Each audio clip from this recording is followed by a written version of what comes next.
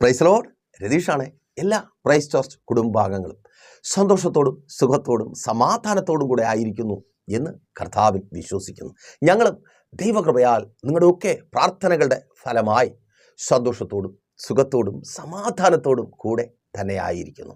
അനേക വ്യക്തികളിൽ നിന്ന്, കുടുംബങ്ങളിൽ നിന്ന് സന്തോഷത്തെ കവർന്നെടുത്ത് അവരുടെ ജീവിതത്തെ തീരാ കണ്ണുനീരിൽ ആഴ്ത്തിക്കളയുന്ന ഒരു വിഷയത്തെക്കുറിച്ച്, സാത്താൻ സേവ അഥവാ സാത്താൻ ആരാധന, അതേക്കുറിച്ചാണ് ഇന്ന് അല്പമായി നാം ചിന്തിക്കുവാനായി പോകുന്നത്.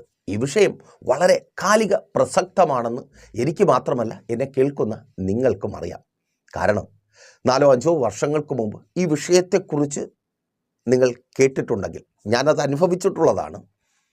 പലരോടും പറയുമ്പോൾ അവരൊക്കെ നെറ്റി ചൊളിക്കും, ഓ പിന്നെ ദേവദാസനെ, മുഖത്ത് നോക്കി പറഞ്ഞില്ലെങ്കിലും അവരുടെ ഉള്ളം വായിക്കുവാൻ കഴിയും. ഇതൊക്കെ ഇവർ ഈ പാസ്റ്റർമാരങ്ങനെ തള്ളുന്നതാ, വെറുതെ പറയുന്നത്. എന്നാൽ സാഹചര്യം മാറി. അന്ന് ഒളിഞ്ഞും തെളിഞ്ഞും പറഞ്ഞുകൊണ്ടിരുന്നത്, രഹസ്യത്തിൽ മാത്രം അറിഞ്ഞുകൊണ്ടിരുന്ന കാര്യങ്ങൾ ഇന്ന് പരസ്യത്തിൽ അഥവാ മുഖ്യധാരയിലേക്ക്, മെയിൻ സ്ട്രീമിലേക്ക് വന്നിരിക്കുന്നു. വരിക മാത്രമല്ല, സാത്താൻ ആരാധകർ മുഖാന്തരം സമൂഹം അനുഭവിക്കുന്ന, കുടുംബങ്ങളും വ്യക്തികളും അനുഭവിക്കുന്ന ദുഃഖങ്ങളും ദുരന്തങ്ങളും തീരാ കണ്ണുനീരും നമ്മൾ അറിയുന്നു, ഒപ്പം ഭയപ്പെടുകയും ചെയ്യുന്നു. അപ്പോൾ ഈ കാര്യത്തെക്കുറിച്ച് അറിഞ്ഞിരിക്കേണ്ടത് അത്യാവശ്യമാണ്. അപ്പോൾ നിങ്ങൾക്ക് ലഭിക്കുന്ന ഈ അറിവ് നിങ്ങൾക്ക് പ്രയോജനപ്രദമെങ്കിൽ നിങ്ങൾ അറിയുന്ന ഒത്തിരി പേരിലേക്ക് മെസ്സേജ് ഷെയർ ചെയ്യുക മാത്രമല്ല, അവരോട് പറയുക, ഈ മെസ്സേജ് കണ്ടു നോക്കുക, ഇങ്ങനെയാണ് കാര്യങ്ങൾ. നമ്മൾ എല്ലാം കൈവിട്ട് പോയിട്ട് നിലവിളിക്കുന്നത് കൊണ്ട് കാര്യമല്ല, മുൻകരുതലുകൾ എടുക്കേണ്ടത് ആവശ്യമാണ്. ചിലത് നമ്മൾ കണ്ടുപിടിക്കേണ്ടത് ആവശ്യം ആണ്. നിങ്ങൾ അറിയുന്നവരെയും നിങ്ങൾക്കൊപ്പം പ്രൈസർ ഫാമിലിയോട് ചേർത്ത് നിർത്തുക.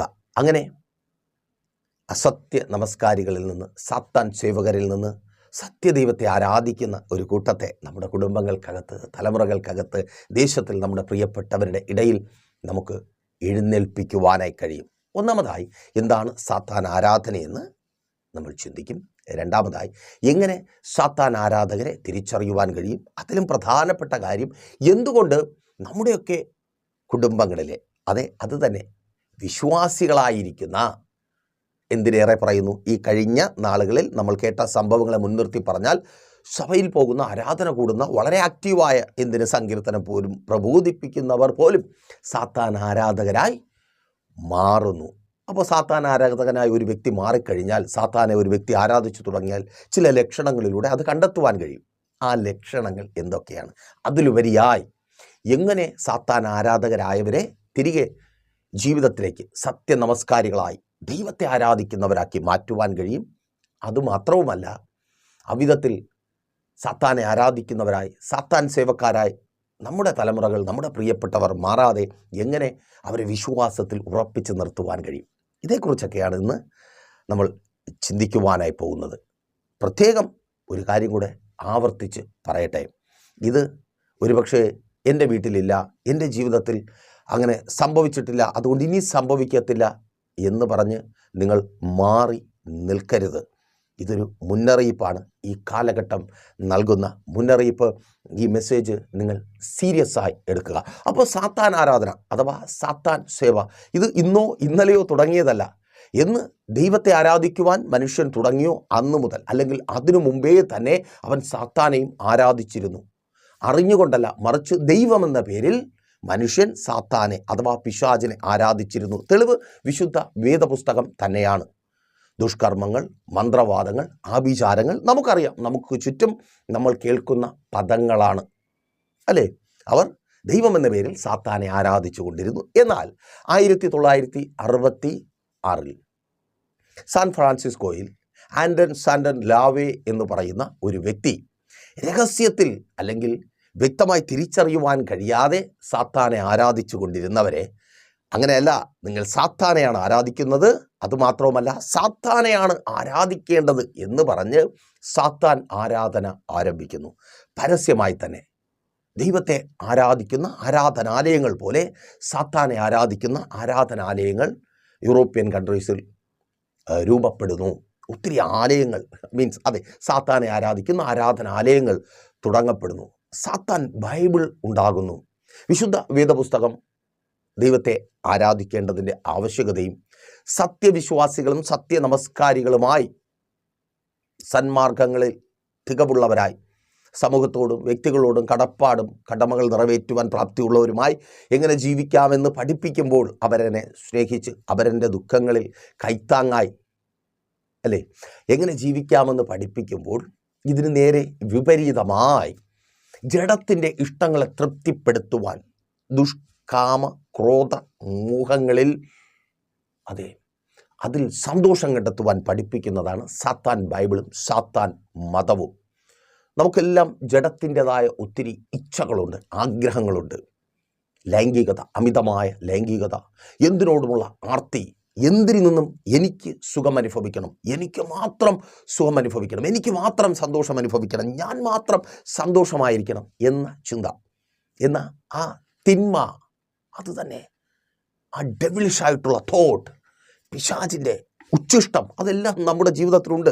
പക്ഷേ അതിനെ നീക്കിക്കളഞ്ഞിട്ട് അഥവാ അതിനെ നശിപ്പിച്ചിട്ടാണ് മറ്റുള്ളവർക്ക് വേണ്ടി ജീവിക്കുക, സ്വർഗീയമായതിനെ കാംക്ഷിക്കുക, സ്വർഗീയമാകുന്ന സമാധാനം അനുഭവിച്ച് ജീവിക്കുക എന്ന അനുഭവത്തിലേക്കൊരു വിശ്വാസി എത്തിച്ചേരുന്നത്. അപ്പോൾ സാത്താൻ ആരാധന തുടങ്ങി. വിദേശ രാജ്യങ്ങളിൽ അതൊരു സാധാരണ കാര്യം പോലെ, ഒരു ക്ലബിലൊക്കെ പോകുന്നത് പോലെ ആളുകൾ പോകുവാനായിട്ട് തുടങ്ങി. അവിടെ അതിൻ്റെ ദുരന്ത ഫലങ്ങൾ വ്യക്തികൾ അനുഭവിക്കുവാൻ തുടങ്ങി. തുടർന്ന് കേരളത്തിലേക്ക് അത് കടന്നു വന്നു. ഞാൻ ഈ പറഞ്ഞതുപോലെ ആദ്യമൊക്കെ കേട്ടവർ പരിഹസിച്ചു, കളിയാക്കി, പറഞ്ഞവരോട് അറിയാമല്ലോ. പക്ഷേ നമ്മൾ മലയാളികൾ അങ്ങനെയാണ്. എല്ലാം കഴിഞ്ഞ് നമ്മൾ മുങ്ങിത്താണ് ഇനി മരണം മാത്രം മുൻപിലെന്ന് ചിന്തിക്കുമ്പോഴാണ് വിളിക്കുന്നത്, അയ്യോ ആരെങ്കിലും രക്ഷിക്കണേ, എങ്ങനെ ഇതിനകത്തുനിന്ന് പുറത്തു വരാം. അങ്ങനെ തന്നെ ഏകദേശം 7 വർഷങ്ങൾക്ക് മുമ്പ് കൊച്ചിയിൽ ഒരു സാത്താൻ ആരാധനാ കേന്ദ്രം റെയ്ഡ് ചെയ്തതും അതുമായിട്ടുള്ള ബന്ധപ്പെട്ട വാർത്തകൾ മനോരമ ഉൾപ്പെടെ മുഖ്യധാര മാധ്യമങ്ങളിൽ വന്നത് ഞാൻ നോട്ട് ചെയ്തിട്ടുണ്ട്. ഇന്ന് ഇതൊരു കോമൺ വേർഡായി സാത്താൻ ആരാധന, സാത്താൻ ആരാധകർ. ഇങ്ങനെയുള്ള ഒത്തിരി പേരെ കൗൺസിലിംഗ് ചെയ്യുവാനും അവരെ പിന്നെയും സത്യനമസ്കാരികളാക്കി അഥവാ ദൈവത്തിന് പ്രയോജനമുള്ളവരാക്കി മാറ്റുവാനും എനിക്ക് ദൈവകൃപയാൽ കഴിഞ്ഞിട്ടുണ്ട്. അപ്പോൾ അതിൻ്റെ അടിസ്ഥാനത്തിലാണ് ഈ ചിന്തയെ മുൻപോട്ട് കൊണ്ടുപോകുവാൻ ആഗ്രഹിക്കുന്നത്. അപ്പോൾ എന്താണ് സാത്താൻ ആരാധന? നിങ്ങൾക്ക് മനസ്സിലായല്ലോ. ദൈവത്തിലൂടെ നമ്മുടെ ജീവിതത്തെ ക്രമീകരിച്ചു. എപ്പോഴും നമ്മൾ ചിന്തിക്കുക, ദൈവത്തെ പ്രസാദിപ്പിച്ച് ദൈവത്തിൽ നിന്ന് പ്രാപിച്ചെടുക്കുക എന്നുള്ളത് ഉൽപ്പത്തി പുസ്തകം 4-ാം അധ്യായത്തിൽ നിങ്ങൾക്ക് കാണുവാനായി കഴിയും. യഹോവയായ ദൈവം ഹാബേലിലും അവൻ്റെ യാഗത്തിലും പ്രസാദിച്ചു. അഥവാ നമ്മിലും നമ്മുടെ യാഗത്തിലും പ്രാർത്ഥനയിലുമാണ് ദൈവം പ്രസാദിക്കുന്നത്. പ്രാർത്ഥന നമ്മുടെ ആവശ്യങ്ങൾ ദൈവത്തോട് അറിയിക്കുന്ന അനുഭവം എല്ലാവർക്കും പറ്റും. പക്ഷേ ദൈവം പ്രസാദിക്കും വിധത്തിൽ ജീവിക്കുവാൻ പാടാണ്. ഇതാണ് സാത്താൻ ആരാധകരാക്കി അനേകരെ മാറ്റുവാൻ പ്രേരിപ്പിക്കുന്ന പ്രധാന ഘടകം. എങ്ങനെയും മീൻസ് നമ്മുടെ ജഡത്തെ തൃപ്തിപ്പെടുത്തുന്നത് പോലെ എങ്ങനെയും ജീവിക്കാം, ആവശ്യങ്ങൾ സാത്താനോട് അറിയിച്ച് അത് നേടിയെടുക്കാം. ഇത് പറയുമ്പോൾ ചിലരെങ്കിലും ചിന്തിക്കരുത്, അങ്ങനെയാണോ ദേവദാസനെ, അത്ര എളുപ്പമാണോ? എളുപ്പമല്ല, വഴിയെ കാര്യങ്ങൾ പറഞ്ഞു തരാം. അപ്പോൾ ഒരു കുഞ്ഞ് കൗൺസിലിങ്ങിനായി അതിൻ്റെ മാതാപിതാക്കൾക്കൊപ്പം പ്രൈസർ ഫാമിലിയിലേക്ക് വന്നു. കുഞ്ഞെന്ന് പറഞ്ഞാൽ തീരെ ചെറിയ കുഞ്ഞല്ല, MBBSന് 3-ാമത്തെ വർഷം പഠിക്കുന്ന കുഞ്ഞാണ്. ആ കുഞ്ഞ് സാത്താൻ ആരാധനയിലേക്ക് പോകുവാനുള്ള കാരണം ആ കുഞ്ഞിനോട് പറഞ്ഞത് നിങ്ങളുമായി പങ്കുവയ്ക്കട്ടെ. അവളുടെ ഫസ്റ്റ് ഇയർ പരീക്ഷ തുടങ്ങുവാൻ പോകുന്ന സമയം. ആ കുഞ്ഞ് ഒരു പ്രത്യേക പെന്തക്കോസ്ത് സഭാ വിവാഹത്തിൽ പെട്ടവളാണ്. പ്രത്യേക സഭാവിവാഹം എന്ന് പറഞ്ഞാൽ അവർക്ക് യേശുവിനെയൊക്കെ വിശ്വാസമാണ്, ബൈബിളൊക്കെ വിശ്വാസമാണ്. പക്ഷേ ദൈവം അത്ഭുതം ചെയ്യുമെന്ന് പറഞ്ഞാൽ ചൊറിഞ്ഞു കയറും. ഇത് തന്നെയാണ് അനേകരുടെ വിഷയം. എല്ലാം കൊള്ളാം, നല്ലതാണ്. പക്ഷേ യേശു അത്ഭുതം ചെയ്യും. യേശു നമ്മുടെ ഇന്നായിരിക്കുന്ന അവസ്ഥകൾക്ക് മാറ്റം വരുത്തുവാൻ മതിയായവനാണ്. നമ്മുടെ ഏത് ആവശ്യങ്ങളിലും യേശു കൂടെയുണ്ട്. ഇതൊക്കെ പറഞ്ഞാൽ ഇനി ഞാൻ കൂടുതൽ പറയണ്ടല്ലോ. അപ്പോൾ അങ്ങനെയുള്ള ഒരു സഭാ വിഭാഗത്തിലെ ശുശ്രൂഷകനടുത്തേക്ക് കുഞ്ഞു പോവുകയാണ്. ഓർക്കുക, എക്സാം വരുവാൻ പോകുന്നു, ഫസ്റ്റ് ഇയറാണ്. കുഞ്ഞിന് ഒത്തിരി ടെൻഷനുണ്ട്.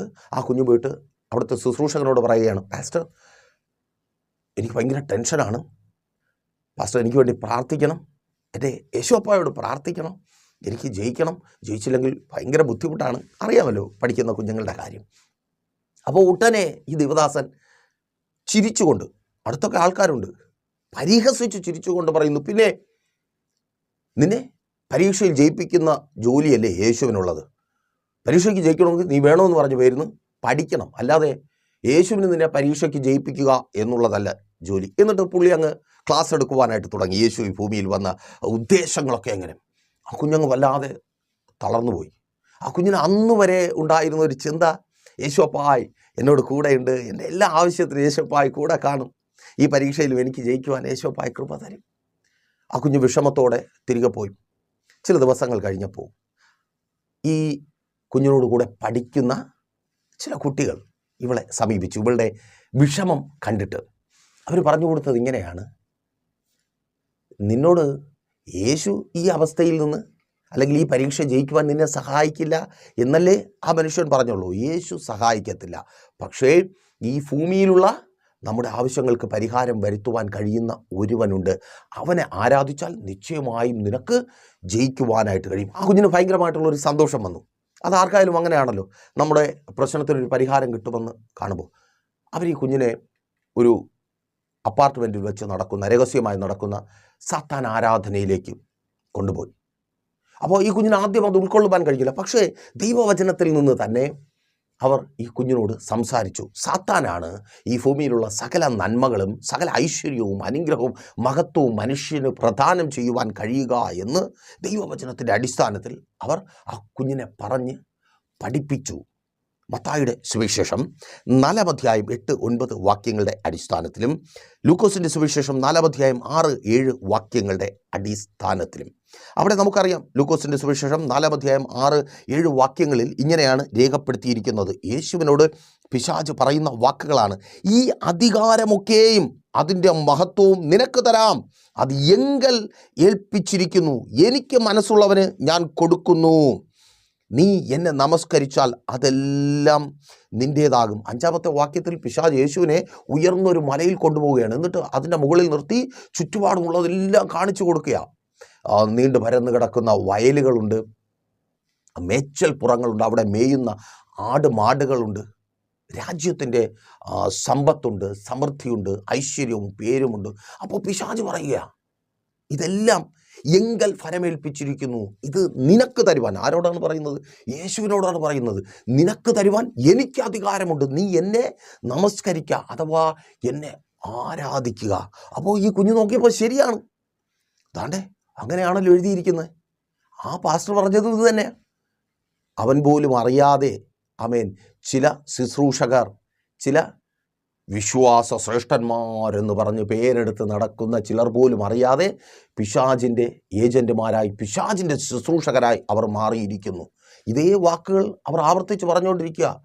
യേശു വന്നത് ഈ ലോകത്തിലെ എന്തെങ്കിലും തരുവാനല്ല, ഈ ലോകത്തിലെ പനി മാറ്റാനല്ല, രോഗം മാറ്റാനല്ല, കടം തീർക്കാനല്ല, അങ്ങ് വേറെ ആർക്കും മനസ്സിലാകാത്ത കാര്യങ്ങൾ സമാധാന മതക്കാർ പറയുന്നത് പോലെ. ഇനി അവരെ പോലെ പൊട്ടിത്തെറിച്ച് ചാകാനുള്ള കുറവ് മാത്രമേ ഉള്ളൂ, അതും കൂടെ ആയി. എന്നെ കേൾക്കുന്ന പ്രിയരെ, കർത്താവ് അവിടെ തർക്കിക്കുന്നില്ല. സാത്താൻ ആരാധകർക്ക് എളുപ്പം വെച്ച് കൊടുക്കുന്ന ഒരു കാര്യം അതാണ്. എന്നാൽ തൊട്ട് താഴെ കർത്താവായ യേശു ക്രിസ്തു പറയുന്ന ഒരു കാര്യമുണ്ട്.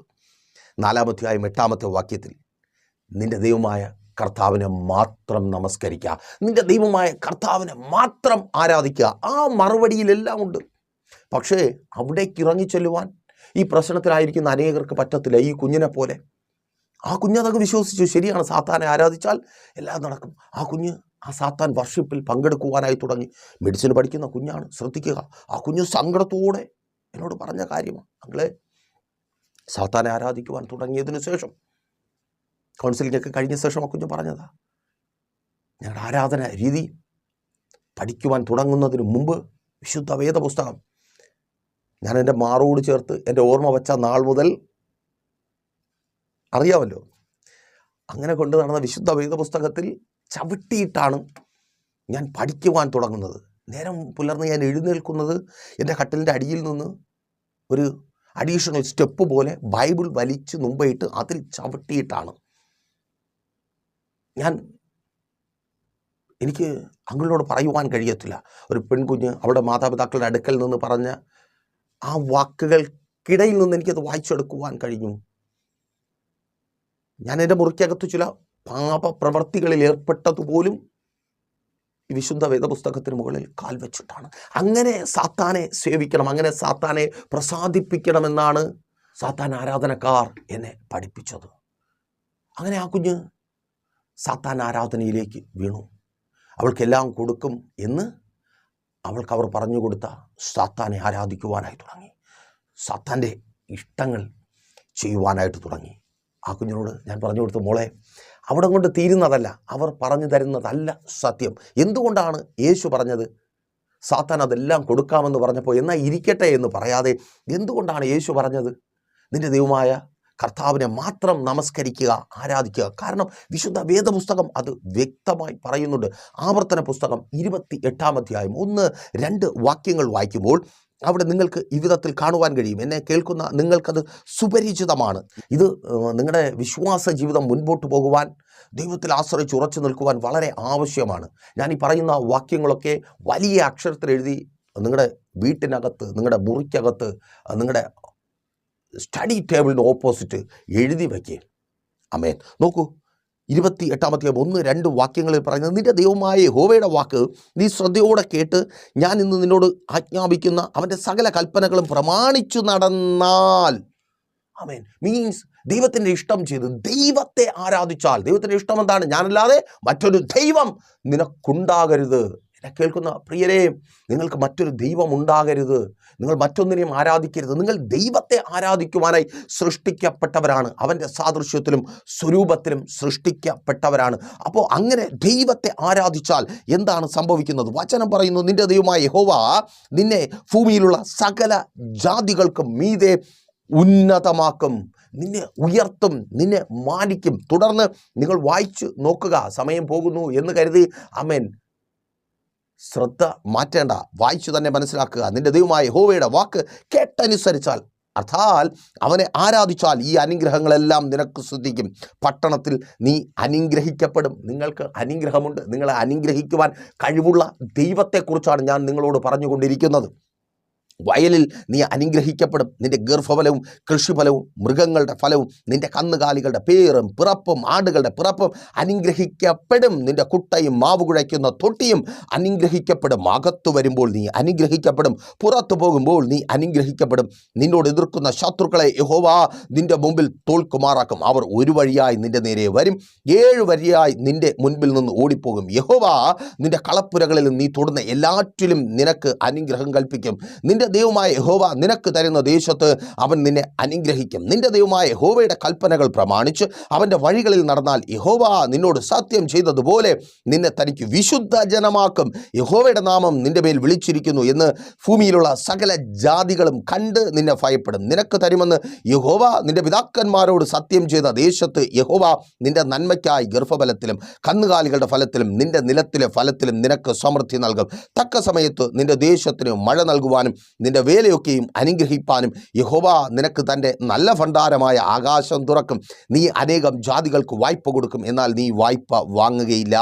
ഇന്ന് ഞാൻ നിന്നോട് ആജ്ഞാപിക്കുന്ന നിന്റെ ദൈവമായ യഹോവയുടെ കൽപ്പനകൾ കേട്ട് പ്രമാണിച്ചു നടന്നാൽ യഹോവ നിന്നെ വാലല്ല തലയാക്കും. നീ ഉയർച്ച തന്നെ പ്രാപിക്കും, താഴ്ച പ്രാപിക്കുകയില്ല. ഞാൻ ഇന്ന് നിന്നോട് ആജ്ഞാപിക്കുന്ന വചനങ്ങളിൽ യാതൊന്നും വിട്ട് അന്യ ദൈവങ്ങളെ പിന്തുടർന്ന് സേവിപ്പാൻ നീ ഇടത്തോട്ടോ വലത്തോട്ടോ മാറരുത്. കേൾക്ക്, നിങ്ങളെ ചതിക്കുന്ന ദുഷ്ടക്കൂട്ടത്തെ തിരിച്ചറിയ്.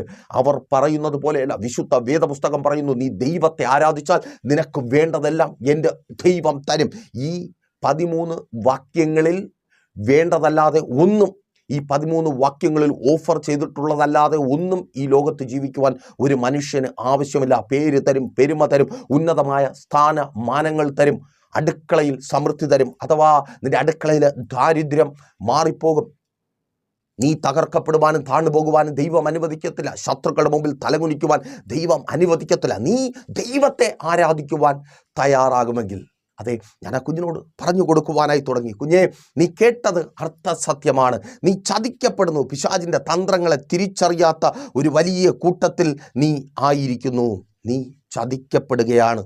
നോക്കൂ, 127-ാം സങ്കീർത്തനം അതിൻ്റെ 2-ാമത്തെ വാക്യത്തിലും അവിടെ ഇവിധത്തിൽ തന്നെ കാണുവാനായി കഴിയും. തൻ്റെ ഭക്തന് തൻ്റെ പ്രിയന് ദൈവം അത് ഉറക്കത്തിൽ നൽകുന്നു. എന്താണ്? രാവിലെ എഴുന്നേൽക്കുന്നതും കഠിനാധ്വാനം ചെയ്ത ഒരു മനുഷ്യൻ നേടിയെടുക്കുവാൻ ആഗ്രഹിക്കുന്നതും ജഡത്തിൽ ആശ്രയിച്ച്, സ്വന്തം ബുദ്ധിയിൽ ആശ്രയിച്ച്, സ്വന്തം ആരോഗ്യത്തിൽ ആശ്രയിച്ച് ഒരു മനുഷ്യൻ നേടിയെടുക്കുവാൻ ആഗ്രഹിക്കുന്നതൊക്കെ സർവശക്തനായ ദൈവം അവൻ്റെ പ്രിയന്, അവൻ്റെ ആരാധകന് ഉറക്കത്തിൽ നൽകും. ഞാൻ ആ കുഞ്ഞിനോട് പറഞ്ഞു, എന്നെ കേൾക്കുന്ന പ്രിയരെ, നിങ്ങളോട് ആവർത്തിച്ചു പറയട്ടെ, അതെ, എൻ്റെ ദൈവത്തിന് നിങ്ങൾക്ക് നിങ്ങളുടെ ജീവിതത്തിൽ വേണ്ടതൊക്കെ തരുവാൻ കഴിയും. നിങ്ങളുടെ അധ്വാനം കൊണ്ട് നിങ്ങൾക്ക് നേടുവാൻ കഴിയാത്തത് എൻ്റെ ദൈവത്തിന് തരുവാൻ കഴിയും. നിങ്ങളുടെ കഷ്ടത കൊണ്ട്, കഷ്ടപ്പാട് കൊണ്ട് നിങ്ങൾക്ക് നേടുവാൻ കഴിയാത്തത് എൻ്റെ ദൈവത്തിന് നൽകുവാൻ കഴിയും. നിങ്ങളുടെ കഠിനാധ്വാനം കൊണ്ട് നിങ്ങൾക്ക് നേടുവാൻ കഴിയാത്തത് എൻ്റെ ദൈവത്തിന് നിങ്ങൾക്ക് തരുവാനായി കഴിയും. എൻ്റെ ദൈവത്തെ നിങ്ങൾ മാറോട് ചേർത്ത് പിടിക്കും. കൽപ്പനകൾ അനുസരിച്ച് നടക്കുക. ഏത് സാഹചര്യത്തിലും എൻ്റെ ദൈവത്തെ മാത്രമേ ഞാൻ ആരാധിക്കൂ, എൻ്റെ ദൈവത്തെ മാത്രമേ ഞാൻ സ്നേഹിക്കൂ, എൻ്റെ ദൈവത്തെ മാത്രമേ ഞാൻ സേവിക്കൂ എന്ന ഉറപ്പോടെ ആയിരിക്കും. ആമേൻ. അപ്പോൾ ആ കുഞ്ഞെങ്ങനെയാണ് സാത്താൻ ആരാധനയിലേക്ക് വീണുപോയതെന്ന് നിങ്ങൾക്ക് മനസ്സിലാക്കുവാൻ കഴിഞ്ഞുവല്ലോ. എങ്ങനെയാണ് ആ കുഞ്ഞിനെ ഞാൻ തിരികെ കൊണ്ടുവന്നതെന്നും ചുരുക്കം വാക്കുകളിലൂടെ നിങ്ങൾക്ക് മനസ്സിലായെന്ന് കരുതുന്നു. അപ്പോൾ എങ്ങനെ സാത്താനെ ആരാധിക്കുന്നവരെ നമുക്ക് ജീവിതത്തിലേക്ക് തിരികെ കൊണ്ടുവരുവാൻ കഴിയും? അവർക്ക് പറഞ്ഞ് മനസ്സിലാക്കി കൊടുക്കുക, ഈ ലോകവും ഭൂലോകവും അതിലുള്ള നിറവും സകലവും യഹോവയ്ക്കുള്ളതാകുന്നു. ഇത് മുഴുവനും നമ്മുടെ ദൈവത്തിനുള്ളതാണ്. ദൈവത്തെ ആരാധിക്കുന്നവന് നിശ്ചയമായും അവനത് തരും. എങ്ങനെ? സന്തോഷത്തോടെ, സമാധാനത്തോടെ, സ്വസ്ഥതയോടെ അനുഭവിക്കുവാൻ ഇടവരും വിധത്തിൽ. നിങ്ങളെപ്പോഴും തിരിച്ചറിയുക, ഈ ലോകത്തിലുള്ളതെല്ലാം കിട്ടുമ്പോഴല്ല നിങ്ങൾക്ക് സന്തോഷമായിരിക്കുവാൻ കഴിയുന്നത്, നിങ്ങൾക്ക് ആവശ്യമുള്ളത് കിട്ടുമ്പോഴാണ്. ബൈബിൾ അത് വളരെ മനോഹരമായി പറഞ്ഞിരിക്കുന്നു. എവിടെയെന്നോ? പുറപ്പാട് പുസ്തകത്തിൽ ദൈവത്തിൻ്റെ ജനത്തിന് മന്ന കൊടുക്കുമ്പോൾ ആ സംഭവം അറിയാലോ. ദൈവത്തിൻ്റെ ജനം വിശന്ന് കരയുവാനായിട്ട് തുടങ്ങി. ഞങ്ങൾക്ക് ആഹാരമില്ല, മോശെ നീ ഞങ്ങളെ കൊണ്ടുവന്നു, ഇവിടെ ഇട്ട് ഞങ്ങളെ കൊല്ലാൻ പോവുകയാണ്. ഭയങ്കരമായിട്ടുള്ള സങ്കടം. മോശയോടൊക്കെ എതിർത്തു വന്നു, ദൈവത്തിനെതിരെ പിറുപിറുത്തു. അപ്പോൾ ദൈവം അവർക്ക് മന്ന കൊടുത്തിട്ട് പറയുന്ന ഒരു കാര്യമുണ്ട്. ഇവിടെ വായും വയറുമാണ് അതിൻ്റെ അളവ്. എന്ന് വെച്ചാൽ നിങ്ങൾക്ക് എത്ര ആവശ്യമുണ്ടോ അത്രയും ദൈവം തരും. ചിലർക്ക് കുറച്ച് മതി, വേറെ ചിലർക്ക് കൂടുതൽ വേണം. അർത്ഥാൽ നിങ്ങൾക്ക് എന്താണോ ആവശ്യം, അവർക്ക് വിശപ്പ് മാറുവാൻ എത്ര വേണമോ അത്രയും ദൈവം കൊടുത്തു. അതുപോലെ നിങ്ങൾക്ക് സമാധാനമായി, സന്തോഷമായി ഈ ഭൂമിയിൽ ജീവിക്കുവാൻ വേണ്ടത് ദൈവം തരും. അത് പണമാണോ? ദൈവം തരും. സന്തോഷമാണോ? ദൈവം തരും. സമാധാനമാണോ? ദൈവം തരും. വിദ്യാഭ്യാസമാണോ? ദൈവം തരും. ഉയർച്ചയാണോ? ദൈവം തരും. പേരാണോ, പെരുമയാണോ? ദൈവം തരും. ആരോഗ്യമാണോ? ദൈവം തരും. എൻ്റെ ദൈവത്തിന് തരുവാൻ കഴിയും. ഇത് നിങ്ങളുടെ കുഞ്ഞുങ്ങളോട് പറഞ്ഞ് പഠിപ്പിക്കുക. ലോകത്തിൽ ഏത് മേഖലയിലൂടെ നിനക്ക് പ്രാപിച്ചെടുക്കുവാൻ കഴിയുന്നതിലും കൂടുതൽ ദൈവത്തിലൂടെ നിനക്ക് പ്രാപിച്ചെടുക്കുവാൻ കഴിയുമെന്ന് കുഞ്ഞുനാളിലെ അവനെ പറഞ്ഞ് മനസ്സിലാക്കുക. ഇത് പറഞ്ഞു കൊടുക്കുവാൻ കഴിയാത്തത് കൊണ്ടാണ് ഈ കുഞ്ഞുങ്ങൾ സത്യദൈവത്തെ വിട്ട് സാത്താനെ സേവിക്കുവാനായി പോകുന്നത്. തിരിച്ചറിയുക, നിങ്ങൾ വിശ്വസിക്കുക. എന്നെ കേൾക്കുന്ന പ്രിയരെ, നമ്മുടെ ദൈവത്തിന് കഴിയാത്ത ഒരു കാര്യവും ഇല്ല. നമ്മുടെ ജീവിതത്തിൽ അത് ദൈവത്തിന് തരുവാനായിട്ട് കഴിയും. ഇത് നിങ്ങൾ വ്യക്തമായി മനസ്സിലാക്കുക, നിങ്ങളുടെ കുഞ്ഞുങ്ങളെ പഠിപ്പിക്കുക. അപ്പോൾ നിങ്ങൾക്കൊരു കൺഫ്യൂഷൻ ഉണ്ടാകും. ദൈവദാസനെ ഇങ്ങനെ തെറ്റിദ്ധരിപ്പിക്കുന്ന, ഇങ്ങനെ ദൈവം ഈ ലോകത്തിലുള്ള ആവശ്യങ്ങൾക്ക് പരിഹാരം വരുത്തുന്നവനല്ല എന്ന് പഠിപ്പിക്കുന്നവരിൽ നിന്ന് എങ്ങനെ മാറി നിൽക്കുവാൻ കഴിയും? എങ്ങനെ നിങ്ങൾ പറഞ്ഞതുപോലെ ദൈവം സകലത്തിന് മതിയായവനാണെന്ന് ആ വിശ്വാസത്തിൽ ഞങ്ങൾക്ക് ഉറച്ചു നിൽക്കുവാനും ഞങ്ങളുടെ തലമുറകളെ ഉറച്ചു നിർത്തുവാനും കഴിയും? പ്രൈസർ ഫാമിലിക്കൊപ്പം അതിന് അവസരമുണ്ട്. എല്ലാ ദിവസങ്ങളും പ്രൈസർ ഫാമിലിയുടെ മെസ്സേജുകളുണ്ട്. കേൾക്കുന്നവർക്കറിയാം, കേൾക്കാത്തവർ ഇന്നു മുതൽ കേട്ടു നോക്കുക. നിങ്ങളുടെ വിഷയങ്ങൾക്ക് പരിഹാരകനാണ് ദൈവമെന്ന് വ്യക്തമായി പ്രഭാത മന്നയിലൂടെ അല്ലെങ്കിൽ പ്രൈസർ ഫാമിലിയുടെ മെസ്സേജുകളിലൂടെ നിങ്ങൾക്ക് കേൾക്കുവാനും മനസ്സിലാക്കുവാനും നിങ്ങളുടെ വിശ്വാസത്തിൽ ഉറച്ചു നിന്ന് ദൈവത്തെ ആരാധിക്കുന്നവരായി മാറുവാനും നിങ്ങൾക്ക് കഴിയും. നിങ്ങളുടെ ആത്മീയ ജീവിതം ഒന്നുകൂടെ പണിയപ്പെടണം. നിങ്ങൾക്കൊന്നുകൂടെ ശക്തിയോടെ ദൈവത്തോട് ചേർന്ന് നിൽക്കണം.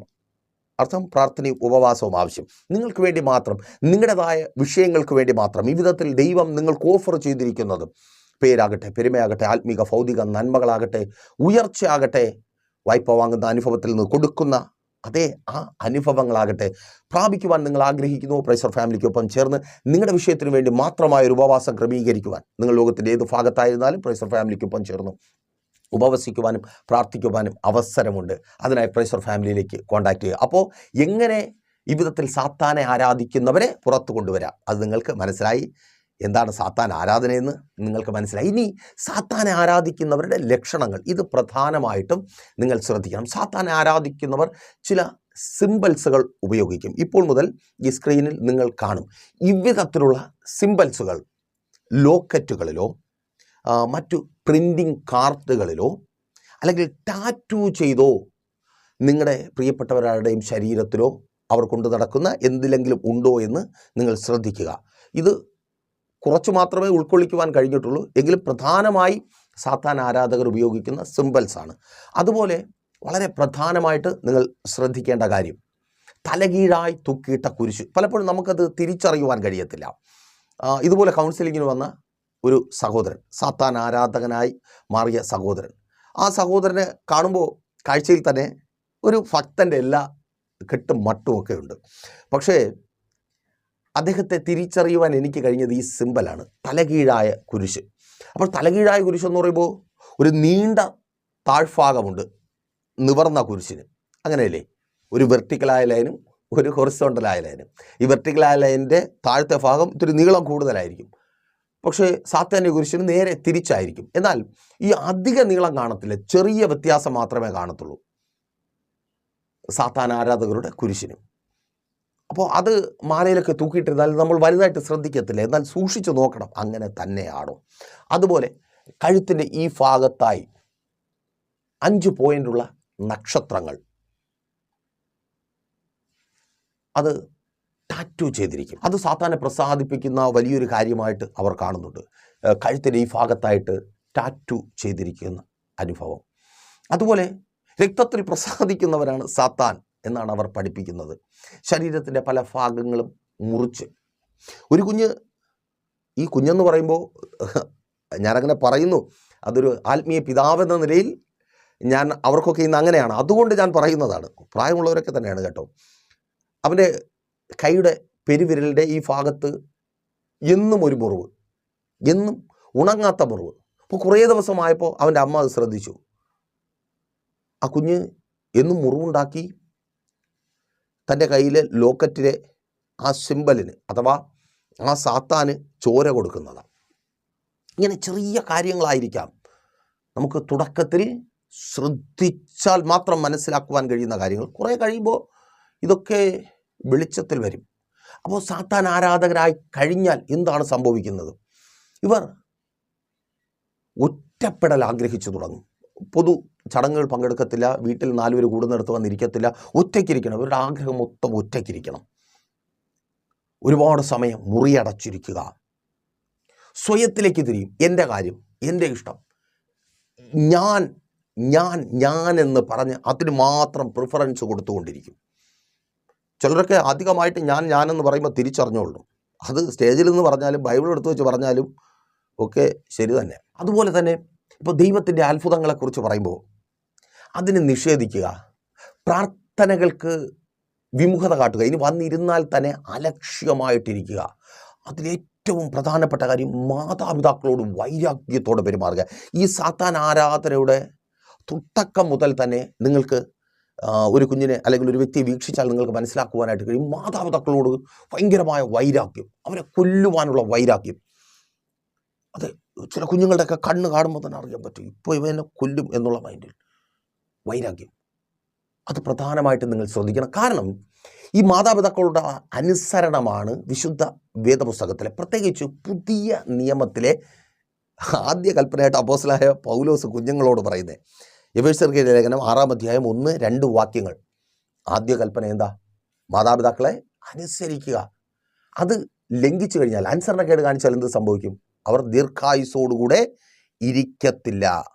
അപ്പോൾ നമ്മൾ തിരിച്ചറിയേണ്ട മറ്റൊരു കാര്യമുണ്ട്. ബൈബിൾ പരിചയപ്പെടുത്തുന്നത് ദൈവം പിതാക്കന്മാരുടെ ദൈവമാണ്. നമ്മുടെ മാതാപിതാക്കളുടെ അനുഗ്രഹം ചുമക്കുന്നവരാണ് മക്കൾ. ഇന്ന് എന്നെ കേൾക്കുന്ന ഒത്തിരി മാതാപിതാക്കൾ ഒരുപാട് കരയുന്നുണ്ട്, സങ്കടപ്പെടുന്നുണ്ട്. എന്തെന്ന് ചോദിച്ചാൽ നമ്മുടെ മക്കളുടെ നന്മയ്ക്ക് വേണ്ടിയാണ്, നമ്മുടെ മക്കളുടെ അനുഗ്രഹത്തിന് വേണ്ടിയാണ്. അപ്പോൾ പിശാച് എന്ത് ചെയ്യും? നമ്മളോട് എതിർത്ത് നിൽക്കുന്ന, നമ്മളെ അനുസരിക്കാത്ത മക്കളാക്കി നമ്മുടെ മക്കളെ മാറ്റിയിട്ട് ഈ അനുഗ്രഹങ്ങളിൽ നിന്നെല്ലാം അവരെ വീഴ്ത്തിക്കളയും. നിങ്ങളെപ്പോഴും ചിന്തിക്കേണ്ട ഒരു കാര്യമുണ്ട്. നിങ്ങളുടെ മക്കൾ നിങ്ങളോട് മോശമായിട്ട് പെരുമാറുന്നു, അല്ലെങ്കിൽ നിങ്ങളെ സ്നേഹിക്കുന്നില്ല, നിങ്ങളെ അനുസരിക്കുന്നില്ല, അതിനർത്ഥം ബൈബിൾ അനുസരിച്ച് അവൻ്റെ ദീർഘായുസ് പോവുകയാണ്, അവൻ്റെ അനുഗ്രഹങ്ങളുടെ ബേസ്മെൻറ്റ് ഇളകി. പക്ഷെ നമുക്ക് ക്ഷമിക്കുവാൻ കഴിയും, അല്ലേ? ഓ, എൻ്റെ മക്കളല്ലേ, എൻ്റെ മോനല്ലേ. പക്ഷേ ദൈവം അങ്ങനെ ക്ഷമിക്കത്തില്ല കേട്ടോ.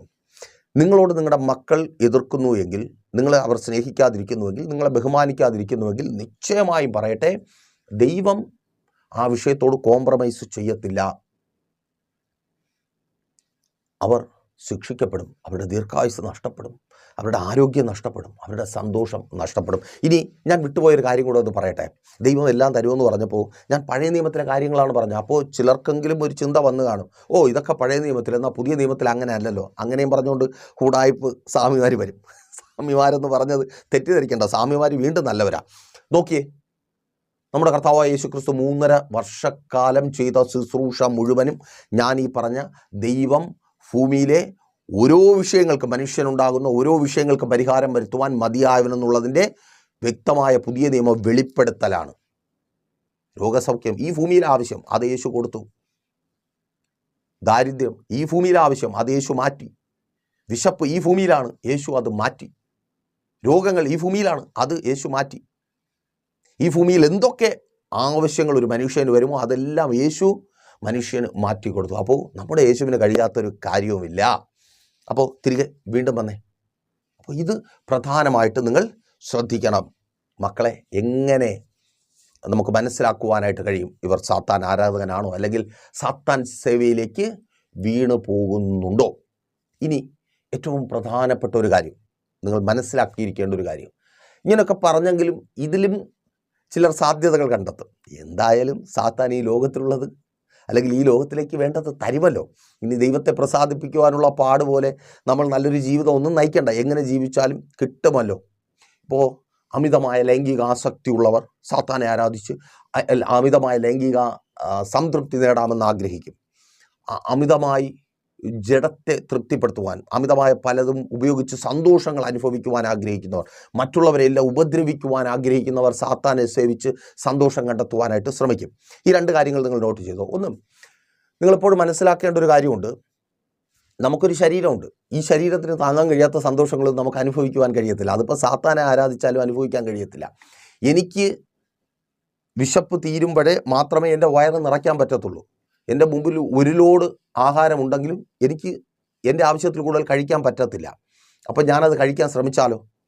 പറ്റത്തില്ല എന്ന് നമുക്കറിയാം. ശ്രമിച്ചു കഴിഞ്ഞാൽ അത് അപകടമാകും. സാത്താനെ ആരാധിച്ചെല്ലാം നേടാമെന്ന് ആഗ്രഹിക്കുന്നവർ തിരിച്ചറിയുക. 2, മറ്റുള്ളവരെ വേദനിപ്പിച്ച് സന്തോഷം കണ്ടെത്തി കളയാം എന്ന് ചിന്തിക്കുന്ന അടുത്തവർ, അതും തിരിച്ചറിയുക. ഈ അടുത്ത് അങ്ങനെ സന്തോഷം കണ്ടെത്തിയവരുണ്ട്. അപ്പനെ കൊന്നും, അമ്മയെ കൊന്നും, സഹോദരങ്ങളെ കൊന്നും, എന്നിട്ട് അവർ ജയിലിൽ കിടക്കുക. അങ്ങനെയൊന്നും ഈ ലോകത്ത് പിശാച് തരുന്ന സന്തോഷം ഈ ലോകത്ത് നമുക്ക് അനുഭവിക്കാൻ പറ്റത്തില്ല. അതൊരു മായക്കാഴ്ച പോലെയാണ്. നമ്മളെ ജഡത്തെ സന്തോഷിപ്പിക്കുക, അയ്യോ പിശാച് ഇതെല്ലാം തരും. പക്ഷേ കേൾക്കണമേ, പിശാച് തരുന്ന ഒരു സന്തോഷവും നമുക്ക് ഈ ലോകത്തിൽ അനുഭവിക്കാൻ പറ്റത്തില്ല. നമ്മൾ ജയിലിലായി പോവും, അല്ലെങ്കിൽ നമ്മുടെ ശരീരം നഷ്ടപ്പെട്ടു പോകും. അപ്പോൾ അങ്ങനെ വരുമ്പോൾ എന്താ സംഭവിക്കുന്നത്? നമ്മുടെ ജഡത്തിന് ആഗ്രഹമുണ്ട്, പിശാച് അത് തരാമെന്ന് പറയുന്നു. പക്ഷേ നമ്മുടെ ജഡം കൊണ്ട് അത് നേടിയെടുക്കുവാൻ പറ്റത്തില്ല. അപ്പോൾ ആ ഒരു ഇച്ഛാഭംഗത്തെ മറയ്ക്കുവാൻ വേണ്ടി മദ്യത്തിലും മയക്കുമരുന്നിലും മറ്റ് ലഹരികളിലും ഈ സാത്താൻ സേവക്കാർ അഡിക്റ്റഡ് ആകും. അതുകൊണ്ട് ഇവരെപ്പോഴും ഒറ്റപ്പെട്ടിരിക്കുവാൻ ആഗ്രഹിക്കുന്ന മദ്യത്തിൽ അഭയം കണ്ടെത്തുക. കാരണം ഇവരുടെ ശരീരം കൊണ്ട് ഇവർ ആഗ്രഹിക്കുന്ന സന്തോഷവും സുഖങ്ങളൊന്നും, കാരണം അതൊരു മായക്കാഴ്ചയാണ്. പിശാച് കൊടുക്കുന്നവരൊക്കെ ഒരു മായക്കാഴ്ചയാണ്. അതൊന്നും അനുഭവിക്കാൻ പറ്റാതെ വരുമ്പോൾ ഇവർ മദ്യത്തിൽ ആശ്രയം കണ്ടെത്തും. മദ്യപാനികളായ മക്കളുള്ള സഹോദരി സഹോദരന്മാർ, ലഹരികൾ ഉപയോഗിക്കുന്ന മക്കളുള്ള, ലഹരികൾ ഉപയോഗിക്കുന്ന ഭർത്താവുള്ള, സഹോദരങ്ങളുള്ള പ്രിയപ്പെട്ടവർ, ഇത് തിരിച്ചറിയുക. ഇവർക്ക് സാത്താൻ കൊടുക്കാമെന്ന് പറഞ്ഞിട്ടും അനുഭവിക്കുവാൻ കഴിയാത്ത ശരീരത്തിൻ്റെ ബലഹീനതകളായിരിക്കാം ഇവർ മദ്യപിച്ചും മറ്റ് പല രീതിയിലും തീർക്കുന്നത്. അപ്പോൾ സാത്താൻ തരുന്നു. എന്നെ കേൾക്കുന്ന പൊന്നുമക്കളെ, എന്നെ കേൾക്കുന്ന പ്രിയ അമ്മയപ്പന്മാരെ, നിങ്ങളിത് മനസ്സിലാക്കുകയും മറ്റുള്ളവരെ പറഞ്ഞ് പഠിപ്പിക്കുകയും ചെയ്യണം. സാത്താൻ എല്ലാം തരാമെന്ന് പറയും, പക്ഷെ ഒന്നും നമുക്ക് അനുഭവിക്കാൻ പറ്റത്തില്ല. പക്ഷേ യേശു ഒന്നും തരത്തില്ലെന്ന് ചില കള്ളന്മാർ പറയും. അവരോട് പറയണം, നീ നിൻ്റെ ജോലിക്ക് പോകും, നിൻ്റെ യേശു ഒന്നും തരത്തില്ലായിരിക്കും, പക്ഷേ എൻ്റെ യേശു, വിശുദ്ധ വേദപുസ്തകം നമ്മളെ പഠിപ്പിക്കുന്ന യേശു, സർവ്വശക്തനായ ദൈവം നമുക്ക് വേണ്ടതെല്ലാം തരും. ആ ദൈവം തന്നത് മാത്രമേ എൻ്റെ ജീവിതത്തിലുള്ളൂ. ആ ദൈവത്തിന് സന്തോഷം തരാൻ കഴിയും, സമാധാനം തരാൻ കഴിയും. മദ്യത്തിലും മയക്കുമരുന്നിലും ആശ്രയം വെച്ചൊരു കാലത്ത് ഞാനായിരുന്നു. അന്ന് എനിക്ക് ലഭിക്കാത്ത സന്തോഷവും സമാധാനവും സ്വസ്ഥതയും ഞാൻ അനുഭവിക്കുന്നത് ഇപ്പോഴാണ്. ആർക്കും എൻ്റെ കാര്യത്തിൽ ആരും ഇടപെടണ്ട, ഞാൻ അധ്വാനിക്കുന്നു, ഞാൻ മദ്യപിക്കും, എനിക്ക് എൻ്റെ സന്തോഷം മാത്രം എന്ന് ചിന്തിച്ച സ്ഥാനത്ത്, ഞാൻ എല്ലാവരെയും കരയിപ്പിച്ച സ്ഥാനത്ത്, ഇന്ന് ആർക്കും ഒരു സങ്കടമുണ്ടാക്കാതെ നിങ്ങളുൾപ്പെടെ അനേകർക്ക് സമാധാനവും സന്തോഷവും പ്രദാനം ചെയ്തുകൊണ്ട് ജീവിക്കുവാൻ എനിക്ക് പ്രാപ്തി നൽകുന്നത് എൻ്റെ യേശുവാണ്. എൻ്റെ യേശുവിന് എൻ്റെ ജീവിതത്തിൽ ചെയ്തു തരുവാൻ കഴിയാത്ത ഒരു കാര്യവും ഇല്ലായിരുന്നു, ഇനിയുമില്ല, നിങ്ങളുടെ ജീവിതത്തിലും എൻ്റെ യേശുവിന് എല്ലാ കാര്യങ്ങളും ചെയ്തു തരുവാൻ കഴിയും. അതുകൊണ്ട് പ്രിയരെ, എന്നെ കേൾക്കുന്ന പ്രിയ മക്കളെ, നിങ്ങൾ ചതിക്കപ്പെടരുത്. പിശാച് ഒന്നും തരത്തില്ല. അവൻ വെറുതെ പറയത്ത് മാത്രമേ ഉള്ളൂ. പിശാച് തരാമെന്ന് പറയുന്നതൊന്നും ഈ ലോകത്ത് നിങ്ങൾക്ക് അനുഭവിക്കാൻ പറ്റത്തില്ല. സത്യമാണ്.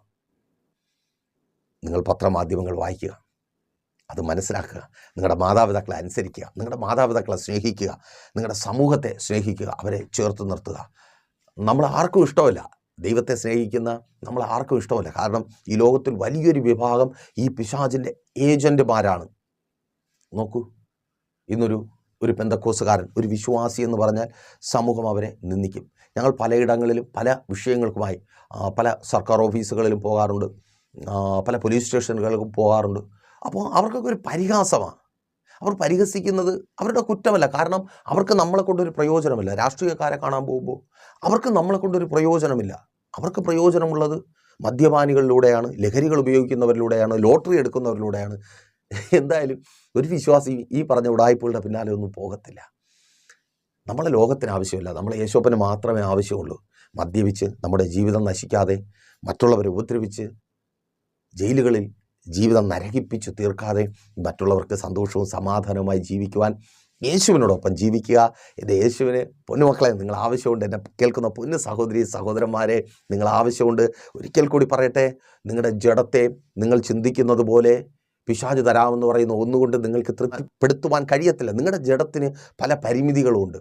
ബാക്കിയെല്ലാം മായ കാഴ്ചകളാണ്. നിങ്ങളുടെ ശരീരത്തിൻ്റെ പരിമിതികൾ, നിങ്ങളുടെ സാഹചര്യങ്ങളുടെ പരിമിതികൾ തിരിച്ചറിയുന്ന ഒരേ ഒരുവൻ നമ്മുടെ ദൈവം മാത്രമാണ്. അവൻ നിങ്ങൾക്ക് വേണ്ടത്, നിങ്ങളുടെ നിലനിൽപ്പിന് വേണ്ടത്, ഈ ലോകത്തിലും വരുവാനുള്ള ലോകത്തിലും നിങ്ങൾ സന്തോഷമായിരിക്കുവാൻ വേണ്ടത് യേശു തരും. അപ്പോൾ ഈ വിധത്തിൽ നിങ്ങളുടെ ജീവിതത്തെ പണിയുവാനും, നിങ്ങൾക്കൊരു നല്ല ഗൈഡ് ഇല്ലായിരിക്കാം, നിങ്ങൾക്കൊരു സ്പിരിച്വൽ ഫാദർ ഇല്ലായിരിക്കാം. പ്രഷർ ഫാമിലി നിങ്ങൾക്കൊപ്പമുണ്ട്. കോൺടാക്ട് ചെയ്യുക, പ്രഷർ ഫാമിലിക്കൊപ്പം ചേർന്ന് നിൽക്കുക. ഈ മെസ്സേജ് നിങ്ങൾക്ക് അനുഗ്രഹമായെന്ന് കരുതുന്നു. അനുഗ്രഹമെങ്കിൽ നിങ്ങൾ അറിയുന്ന ഒത്തിരി പേരിലേക്ക് ഷെയർ ചെയ്യുക. അതുപോലെ നിങ്ങളുടെ പ്രാർത്ഥനാ വിഷയങ്ങൾ അറിയിക്കുന്ന കാര്യവും മറക്കണ്ട. എല്ലാ വെള്ളിയാഴ്ചകളും രാവിലെ 11:30 മണി മുതൽ പ്രൈസർ ഫാമിലിയുടെ ഉപവാസവും ഓൺലൈൻ മധ്യസ്ഥ പ്രാർത്ഥന ലൈവ് സ്ട്രീം ചെയ്യുന്നുണ്ട്. പ്രൈസ് ചർച്ച് ഫാമിലി ഗ്ലോബൽ എന്ന നമ്മുടെ യൂട്യൂബ് ചാനലിലൂടെ. ലിങ്ക് അവൈലബിൾ അല്ലാത്തവർ വാട്സപ്പിൽ കോൺടാക്റ്റ് ചെയ്യുക. നിങ്ങളുടെ പ്രാർത്ഥനാ വിഷയങ്ങളെ ലൈവിൽ കമൻറ്റ് ചെയ്യുക. ലൈവായി ഞങ്ങൾ നിങ്ങൾക്ക് വേണ്ടി പ്രാർത്ഥിക്കും. നേരിട്ട് കടന്നു വരുന്നവർക്ക് കടന്നു വരുവാനുള്ള അവസരവുമുണ്ട്. നമ്മുടെ സഭ തിരുവനന്തപുരം ജില്ലയിൽ വെള്ളയാണി കാർഷിക കോളേജിനടുത്ത് കാക്കാമൂല ചാമവിള എന്ന സ്ഥലത്താണ്. അല്പം ഉള്ളിലോട്ടാണ്. അതുകൊണ്ട് തന്നെ വരുന്നവർ മുൻപേ വിളിച്ചു പറഞ്ഞ് കൃത്യമായ ലൊക്കേഷൻ വാങ്ങിച്ച് അതിനുശേഷം മാത്രം കടന്നു വരുവാൻ ശ്രമിക്കുക. രാവിലെ 10 മണി മുതൽ എല്ലാ ഞായറാഴ്ചകളിലും വിശുദ്ധ സഭാരാധനയുണ്ട്. അവിടെ തന്നെ കടന്നു വരിക. നിങ്ങൾ ലോകത്തിൻ്റെ ഏത് ഭാഗത്തായിരുന്നാലും നിങ്ങൾക്ക് ലൈവിൽ ജോയിൻ ചെയ്ത് ഞങ്ങൾക്കൊപ്പം അനുഗ്രഹിക്കപ്പെട്ട ഒരു ആരാധന അനുഭവിക്കുവാനും ദൈവത്തെ പ്രസാദിപ്പിക്കുവാനും ദൈവത്തിൽ നിന്ന് പ്രാപിക്കുവാനും കഴിയും. അതുപോലെ എല്ലാ ഞായറാഴ്ചയും വൈകുന്നേരം 3 മണി മുതൽ നെയ്യാറ്റിൻകര അമരവിളയിൽ താന്നിമൂട് MS പ്ലാസയുടെ താഴെ നമ്മുടെ മീറ്റിംഗ് ഉണ്ട്. കടന്നു വരിക. ആ ചുറ്റുപാടുകളിലുള്ള നിങ്ങളുടെ പ്രിയപ്പെട്ടവരെ അറിയിക്കുക. നമുക്ക് ഒരുമിച്ച് മുൻപോട്ട് പോകാം. കർത്താവിന് വേണ്ടി ദേശത്തിൽ പിശാചിനാൽ പിടിക്കപ്പെട്ടവരെ നേടിയെടുക്കാം. അതിൽ നമ്മുടെ മക്കളും നമ്മുടെ കുടുംബവുമൊക്കെ ഉൾക്കൊള്ളട്ടെ. സത്യനമസ്കാരികളായി ദൈവത്തെ ആരാധിക്കുന്നവരായി നമുക്ക് നിലനിൽക്കാം. കണ്ണുകൾ അടച്ചോ. വിശ്വാസ കർത്താവേ, നല്ല ദൈവമേ, അടിയൊപ്പമായിരിക്കുന്ന ഈ ജനത്തെ അങ്ങയുടെ കരങ്ങളിൽ ഏൽപ്പിക്കുന്നു. കേട്ടതുപോലെ കർത്താവേ, പിശാചിൻ്റെ പിണിയാളുകളായി ഞങ്ങളെ മുൻപോട്ട് നടത്തേണ്ടവർ മാറുമ്പോൾ, മിസ്ലീഡ് ചെയ്യുന്നവർ അധികരിക്കുമ്പോൾ, സാത്താൻ ആരാധകരുടെ കൂട്ടം പെരുകുമ്പോൾ, സത്യദൈവത്തിൽ അങ്ങിൽ തന്നെ ആശ്രയം വെച്ച് അങ്ങയെ മാത്രം ആരാധിച്ച് അങ്ങ് ഞങ്ങൾക്ക് വേണ്ടി നൽകുന്നത് പ്രാപിച്ച് സന്തോഷിക്കുവാൻ സ്വർഗം അങ്ങ് അവസരം നൽകണമേ. അവിധത്തിൽ ഞങ്ങളുടെ പൊന്നുമക്കളെയും ഞങ്ങളുടെ സഹോദരി സഹോദരന്മാരെയും നേടുവാനും ചേർത്ത് പിടിക്കുവാനും ഞങ്ങൾക്കങ്ങ് ശക്തി നൽകണമേ. യേശുവേ, ഞങ്ങൾ വിശ്വസിക്കുന്നു. ഇപ്പോൾ രോഗികളെ അങ്ങ് സൗഖ്യമാക്കുന്നു. യേശുവിൻ നാമത്തിൽ രോഗാതുരമായ ഭാഗങ്ങളിൽ കരങ്ങൾ വെച്ച് പ്രാർത്ഥിച്ച കർത്താവ് ഇപ്പോൾ സൗഖ്യമാക്കുക. യഹോവ റാഫ, സൗഖ്യമാക്കുന്നവൻ. യേശുവിൻ നാമത്തിൽ സൗഖ്യം വ്യാപരിക്കട്ടെ. എല്ലാ രോഗങ്ങൾ മാറിപ്പോകട്ടെ. പൈശാചികമായ സ്വാധീനങ്ങൾ വിട്ടുമാറട്ടെ. ഉറക്കമില്ലായ്മകൾ മാറിപ്പോകട്ടെ. ആത്മഹത്യ പ്രവണതകൾ മാറിപ്പോകട്ടെ. മദ്യമുഖാന്തരം, മയക്കുമരുന്നുകൾ മുഖാന്തരം ബാധിക്കപ്പെട്ടവർ വിടുവിക്കപ്പെടട്ടെ. യേശുവേ, ഇതുവരുടെ അത്ഭുതത്തിൻ്റെ ദിവസമായി തീരട്ടെ. അങ്ങനെ വലിയ സാന്നിധ്യം ഈ ജനത്തോട് കൂടിയിരിക്കണം. ജോലിയില്ലാത്തവർക്ക് ജോലി നൽകണമേ.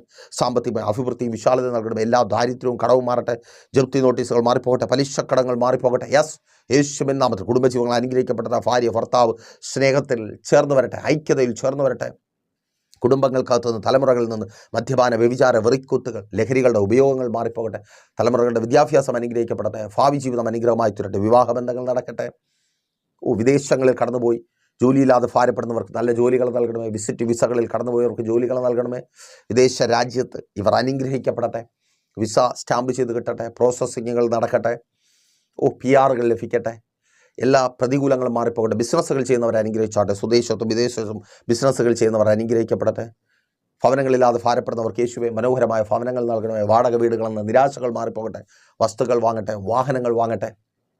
വസ്തു കച്ചവടങ്ങൾ നടക്കട്ടെ. യേശുവേ അപ്പാ അങ്ങ് അത്ഭുതം പ്രവർത്തിക്കണമേ. ശുശ്രൂഷകന്മാർ അനുഗ്രഹിക്കപ്പെടട്ടെ. എല്ലാ ആത്മീക ഭൗതിക നന്മകളാലും ഇവരെ നിറയ്ക്കണമേ. പഠിക്കുന്ന കുഞ്ഞുങ്ങൾക്ക് ബുദ്ധിയെ നൽകി നല്ല റിസൾട്ടുകൾ നേടുവാൻ അവരെ അങ്ങ് സഹായിക്കണമേ.